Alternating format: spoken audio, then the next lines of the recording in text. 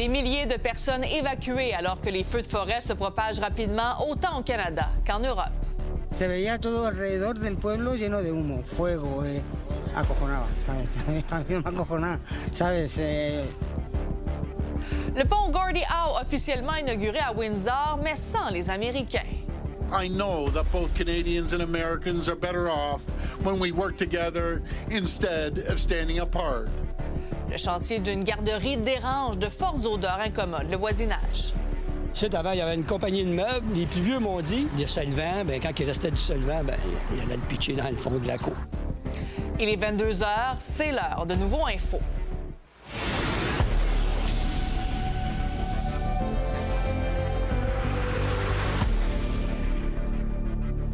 Bonne fin de soirée tout le monde. Les feux de forêt continuent de prendre de l'ampleur au pays. Il y en a plus de 900 qui sont actifs partout, en fait, à travers le Canada. Et c'est particulièrement difficile au nord de l'Ontario, où il y a plus donc de 150 incendies qui sont hors de contrôle. Puis au Québec, on parle d'une centaine de feux qui sont actifs, mais maîtrisés présentement. Et la fumée des feux de forêt se propage dans certaines villes au pays, mais aussi aux États-Unis, ce qui dégrade, bien sûr, entre autres, la qualité de l'air. Et d'ailleurs, il y a le président américain Donald Trump qui a réitéré en fin de journée aujourd'hui vouloir imposer des droits de douane en raison des feux de forêt. We're going to put a big tariff on Canada because of the smoke. I've told Canada they have to do something about it. You know, we've never had this problem. All of a sudden we have this problem with Canada. So we'll have to talk to them about that. Et en Europe, la situation est critique aussi en raison des feux de forêt. Il y a des dizaines de milliers de personnes qui ont été évacuées en France, mais aussi en Espagne. En France, on a dépassé le seuil des 50 000 hectares qui ont brûlé depuis le début de l'année. C'est presque 3 fois plus que l'année dernière. Et en Espagne, l'incendie de la région de Madrid est à son plus fort. Il est même impossible pour l'instant d'éteindre le brasier. C'est le pire feu de l'histoire de cette région. Pour en parler, je joins le journaliste indépendant à Madrid, Romain Chauvet. Bonsoir, Romain. Oui, bonsoir, Sabrina. D'abord, on constate derrière toi, le ciel est très gris. Ça semble lourd. Parle-nous, est-ce que c'est du smog? Puis est-ce que c'est comme ça dans plusieurs villes en Espagne? Oui, en tout cas, c'est le cas ici au centre-ville de Madrid. On voit toute cette fumée, ce panache de fumée depuis hier et encore plus aujourd'hui. Donc, jusqu'ici, dans le centre-ville de Madrid, on sentait également dans les dernières heures un petit peu l'odeur de ces incendies. Il faut dire qu'ils sont non loin du centre-ville de Madrid, à quelques dizaines de kilomètres, et que la situation s'est dégradée au cours de la journée parce que plusieurs différents incendies au sud-sud-ouest de Madrid ont fusionné au cours de la journée. Et donc, tout ça a compliqué les opérations des pompiers sur place, notamment avec ces vents forts. Et c'est donc en raison de ces vents que l'on voit toute cette fumée ici sur le centre-ville de Madrid. Parce qu'on parle notamment de 32 000 hectares qui ont brûlé au nord de Madrid. Et là, il y a même le gouvernement de l'Espagne qui a déclaré l'état d'urgence national. Ça signifie quoi, à l'heure où on se parle?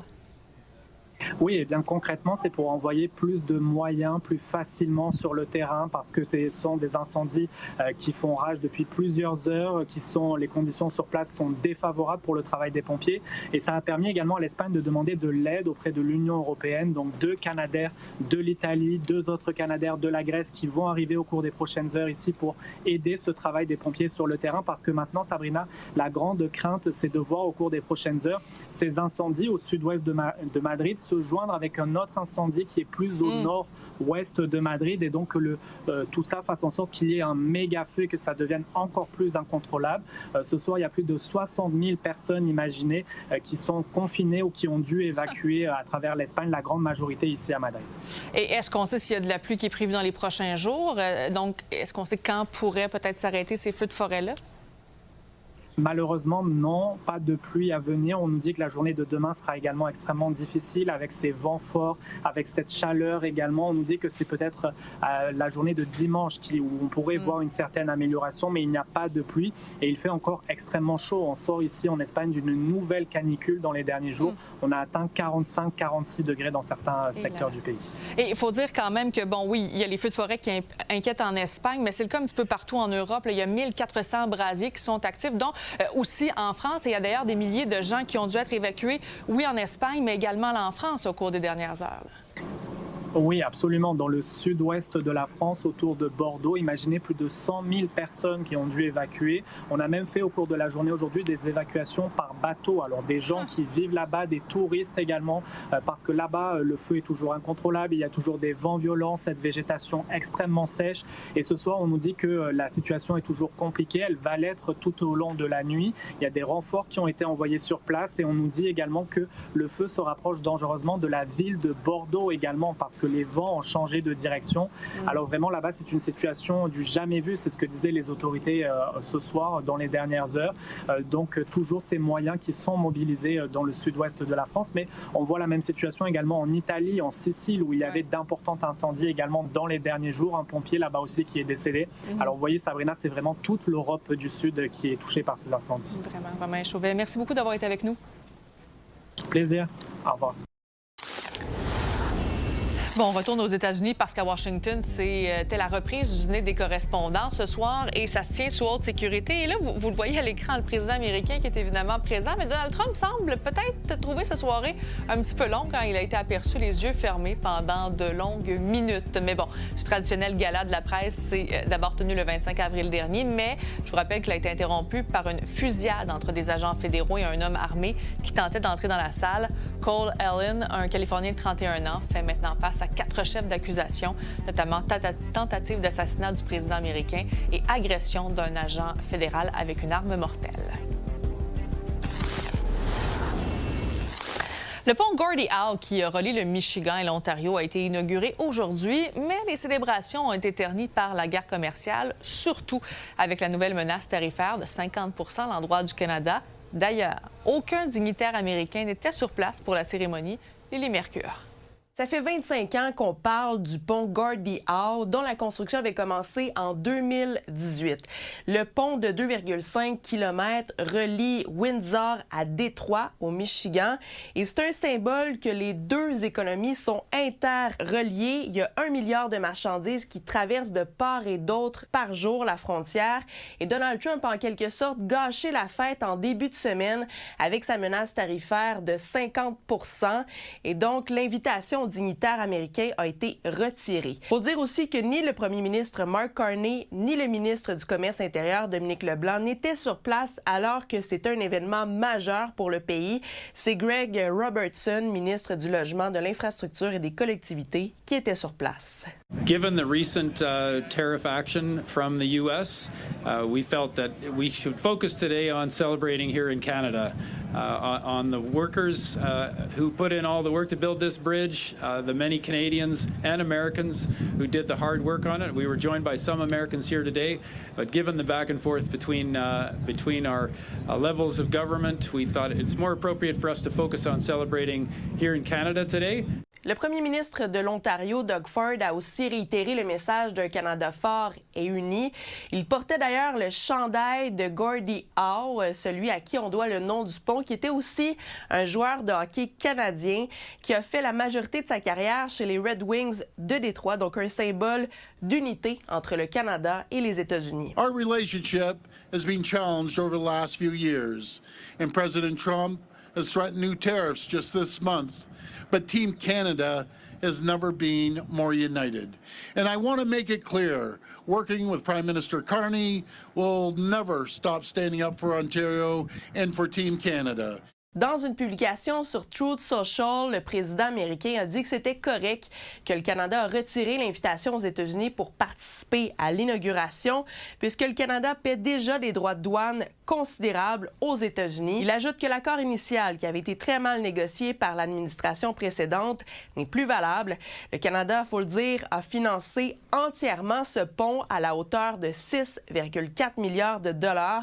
Et selon l'entente qui avait été faite en 2012, le Canada devait récupérer les revenus à 100 % du péage. C'était avant que le président Donald Trump s'en mêle et impose un partage des revenus à 50 % avec les États-Unis. C'est certain que le Canada n'en sort pas gagnant par rapport à l'entente originale. Bien sûr, à long terme, le gouvernement du Canada vous dira que c'est avantageux d'ouvrir ce pont, que ça va aider pour l'économie canadienne à long terme. Mais le problème, c'est qu'à court terme, difficile de voir comment on va récupérer les sommes qui ont été mises pour financer ce pont. Dans l'immédiat, le fait qu'il y aura un allègement de la circulation sur le pont Ambassadeur avec l'ouverture du pont Gordie Howe, ça va peut-être être plus bénéfique que si on s'était entêté et refusé d'en venir à une entente. Mais à long terme, ça s'ajoute au fait qu'il y a eu des reculs multiples de la part du gouvernement du Canada. Lily Mercure pour Nouveau Info.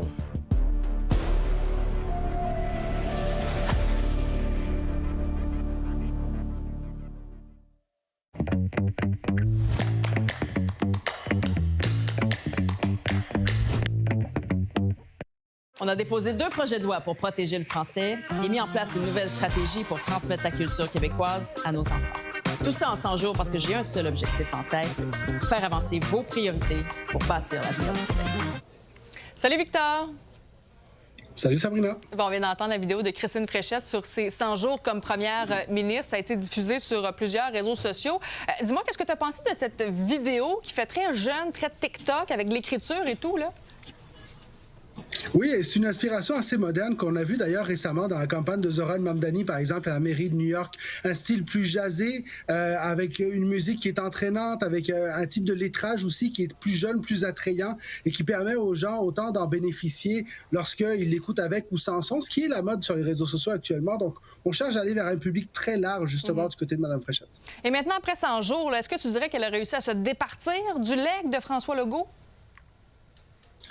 C'est sûr qu'elle a réussi à ramener le gouvernement dans l'actualité et à vraiment suivre un plan de match qui est extrêmement précis. Alors, est-ce qu'elle a réussi à faire complètement oublier les années de François Legault? Pas complètement, mais c'est sûr qu'elle a redonné un deuxième souffle à ce gouvernement qui, d'une certaine façon, était usé et essoufflé par les 8 ans au pouvoir. Bien sûr. Et là, quand même, c'est un nouveau chapitre qui commence parce qu'on s'en va vers la campagne électorale et même dès le mois d'août, la pré-campagne électorale qui s'en vient, là. Non, tout à fait. Ce vidéo des 100 jours tombe bien aussi parce qu'il symbolise d'une certaine façon le passage de cette période gouvernementale à une période préélectorale durant laquelle on va beaucoup plus parler de ce qu'on a l'intention de proposer aux Québécois plus que de ce que l'on a fait dans le passé. Encore une fois, parce que le bilan de Mme Fréchette, c'est aussi le bilan d'un parti qui est là depuis 8 ans. Donc, on va vouloir se projeter vers l'avenir comme tous les autres partis qui feront ça à partir du mois d'août. Et on va pouvoir suivre cette pré-campagne électorale justement au cours des prochaines semaines. Merci beaucoup, Victor. Bonne soirée. Bon, ça ne sent pas bon dans le quartier Pointe-Saint-Charles à Montréal. Il y a une forte odeur qui émane d'un chantier qui incommode les résidents et le voisinage s'interroge aussi sur les effets sur leur santé. Juliette Poirot s'est rendue sur place. C'est un chantier pour la construction d'un CPE de 200 places. Bon, c'est un beau projet, vous me direz, sauf que les travaux d'excavation et de décontamination nécessaires entraînent une odeur insupportable. Et c'est comme ça depuis le début des travaux, il y a maintenant plusieurs semaines. C'est très, très fort et on a un peu peur pour les enfants. Il y a comme une odeur d'ammoniac. Ouais, c'est prenant. Bon, surtout quand il y a des enfants, alors là, ça devient quand même un petit peu délicat. Les résidents sont nombreux à avoir fait des plaintes auprès de la ville concernant cette odeur. Et en réponse, eh bien, des inspecteurs ont été envoyés pour faire des analyses plus approfondies sur les contaminants du site. C'est des terrains contaminés, apparemment plus qu'ils pensaient. Il y a une odeur absolument épouvantable de pétrole, d'asphalte. On ne peut plus ouvrir nos fenêtres, on ne peut plus sortir sur les balcons. Ça vous inquiète, j'imagine, les habitants du secteur? Pour la santé, on s'inquiète un peu pour la santé parce qu'effectivement, il y en a qui ont des maux de tête puis on se sent pas bien. La Ville de Montréal n'a pas voulu m'accorder d'entrevue, mais par écrit, la Ville dit être consciente des inquiétudes des résidents du secteur et affirme suivre le dossier de près avec les autorités compétentes telles que le ministère de l'Environnement et la Direction de santé publique de Montréal. Des inspecteurs de la Ville ont quand même été envoyés sur place pour faire un état de la situation. Moi, je suis au monde ici, hein. C'est un coin que t'as toute la machinerie ici, les hangars à train, c'est rien que des affaires de réparation de train. Hein. Okay. Puis ici, avant, il y avait une compagnie de meubles. Les plus vieux m'ont dit, le solvant, bien, quand il restait du solvant, bien, il allait le pitcher dans le fond de la cour. C'était un coin pollué, comme on dit. Le ministère de l'Environnement n'a pas non plus été en mesure de m'accorder d'entrevue aujourd'hui, mais par courriel, on m'explique que des analyses ont été effectuées en 2025 ici sur le site. Et ces analyses ont révélé eh bien, la présence de contaminants tels que des hydrocarbures ou encore des métaux. Le ministère continue ses vérifications pour savoir s'il y a eu un manquement à la législation environnementale. À l'heure actuelle, la direction direction de santé publique de Montréal mentionne que les premiers résultats d'analyse d'air ambiant obtenus ne mettent pas en évidence de risques immédiats pour la santé de la population, mais rappelle toutefois qu'il ne s'agit que de résultats préliminaires. Des analyses complémentaires ont même été réalisées par le promoteur du chantier. Pour dire, je fais le pas depuis ce temps-là. Moi, je l'ai senti de l'aplomb. En part de ça, je passais tous les matins. Hein, puis, c'était pas au début, là, c'était vraiment, on pognait des nausées, puis à toute fois, tu passais ici. Okay. Ils ont mal planifié, les gars. Il aurait fallu qu'ils fassent, je sais pas, un mur ou barrer à la rue. Pour au moins le temps de faire tout ça, tu sais. Et en attendant, eh bien, le chantier demeure fermé à l'initiative du promoteur dans l'attente de résultats additionnels, mais surtout de recommandations concernant les mesures de gestion appropriées. À Pointe-Saint-Charles, Juliette Poirot pour Nouveau Info. L'organisme de l'Ouest de Montréal vient combler un besoin criant de ressources pour les personnes en situation précaire. La maison Ricochet s'agrandit et il y a une 60aine de chambres transitoires qui seront disponibles à un prix abordable. Noah Abel a visité les installations. On est dans l'ouest de l'île de Montréal et l'organisme Ricochet, qui est un centre d'hébergement, vient de faire l'acquisition de l'édifice que vous voyez derrière moi. On va avoir 59 chambres à louer de logements transitoires, donc pour un maximum de 5 ans. Ces chambres-là vont être à des prix abordables, significativement plus bas que ce qu'on retrouve sur le marché. Une chambre dans l'ouest de l'île à Montréal, ça peut monter à 750, 800 $. On va être moitié moins que ça. D'ici 1 an, on espère être en mesure de pouvoir accueillir nos premiers locataires. Là, on visite une chambre au deuxième.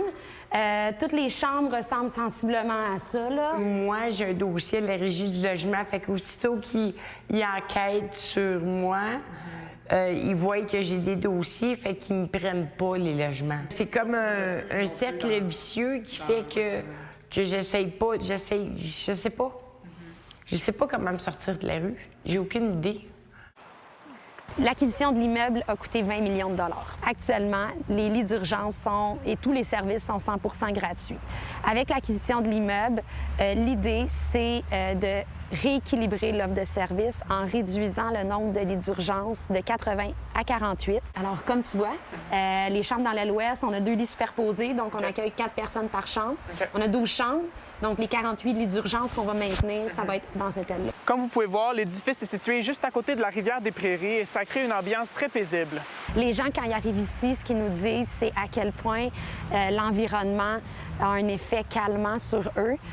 C'est vraiment un contexte qui est propice au rétablissement puis à la guérison. C'est un mythe de croire que de la précarité, il n'y en a pas dans l'ouest de l'île. Moi, je me dis que si notre taux de refus est aussi élevé puis si notre capacité est toujours à 100 %, bien, c'est parce que des besoins, il y en a puis ils ne cessent pas d'augmenter non plus. Le premier sentiment que j'ai eu puis que les membres de mon équipe ont eu, c'est d'abord un grand soulagement, une grande fierté, évidemment, d'être propriétaire de ce magnifique immeuble-là.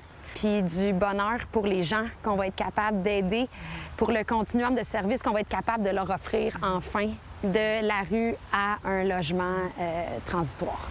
À Montréal, Noah Abel pour Nouveau Info.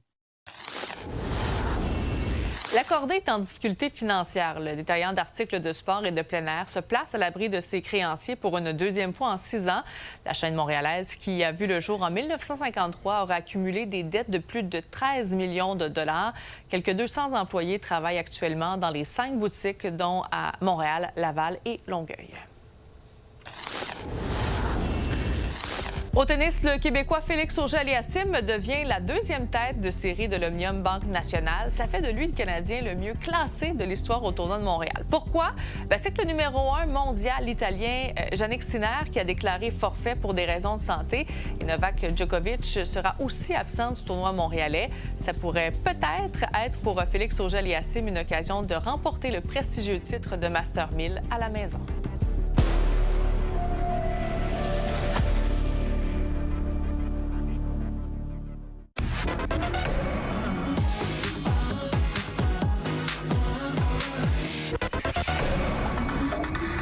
Bonsoir, Raphaël. Bonsoir, Sabrina. Plusieurs suggestions pour le week-end. C'est le Grand Poutine Fest à Montréal. La tournée, cette 11e édition qui s'arrête à Montréal, dans le Vieux-Port, au Quai de l'Horloge. Ça, c'est parfait là, pour les fans de poutine. Manger de la poutine en masse. Découvrir des nouvelles saveurs de poutine aussi. Il y a des spectacles, il y a de la danse en ligne. Dimanche également, journée familiale, donc journée pour les familles. Il y a des jeux gonflables également. Et là, oui, c'est à Montréal jusqu'au 2 août, mais par la suite, ça va se poursuivre. Ça va être autour de Gatineau, Victoriaville, Sainte-Julie, Québec. Donc, il y a des dates de cette tournée du Grand Poutine Fest jusqu'à la fin septembre. Bon, il y a aussi l'Expo agricole à Saint-Hyacinthe. Ça fait longtemps que ça existe. Hey, ça, c'est comme un incontournable à Saint-Hyacinthe. Puis quand on regarde la programmation, bien, on comprend pourquoi. C'est tellement agréable. Plus de 800 animaux. Il y a une vingtaine de manèges également. Il y a des spectacles. Il y a des camions de cuisine de rue. Il y a du derby de démolition. Ah ouais? Ça, on dirait que je m'habitue pas. Chaque fois que je vais voir ça, je trouve ça tellement impressionnant. Bien, il y a ça à l'Expo agricole de Saint-Hyacinthe et c'est jusqu'au 1er août. Oui. Et il y a plusieurs nouveautés musicales, aujourd'hui notamment celle d'Alicia Moffett. Oui, Alicia Moffett qui a écrit la chanson Forever, qu'elle a écrite là, juste après sa rupture. Là. Donc, la journée suivant sa rupture avec Fred Robichaud. Puis ce qu'elle dit, c'est que c'était une thérapie pour elle, écrire cette chanson-là. Elle dit c'est la chanson la plus vulnérable et honnête que j'ai écrite de ma vie. Donc, chanson qui porte sur sa rupture avec Fred Robichaud. Rupture professionnelle, rupture, c'est-à-dire amoureuse, mais pas de rupture professionnelle. Certainement pas, parce qu'elles vont animer ensemble cette 20e saison d'Occupation Double OD Panama. On va entendre cet extrait de Forever.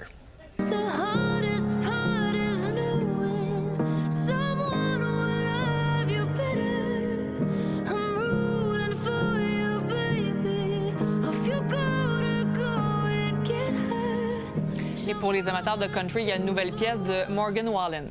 Qui est parfaite pour la saison estivale. Ça s'intitule Bean by Now. C'est tellement bon, on l'écoute tout de suite.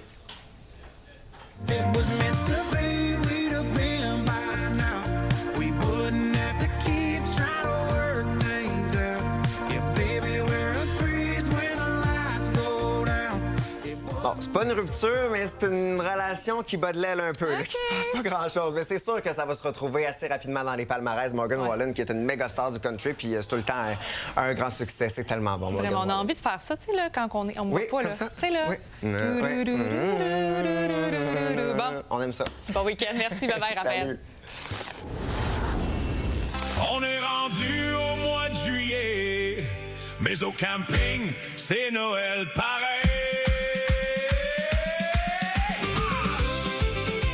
Et oui, des chansons de Noël parce que c'est le Noël des campeurs. C'est une tradition estivale bien québécoise. Son origine, comme la poutine, est incertaine, hein, quand même, faut le dire. Ça date des années 60, à l'époque où la majorité des travailleurs étaient en vacances à la fin juillet.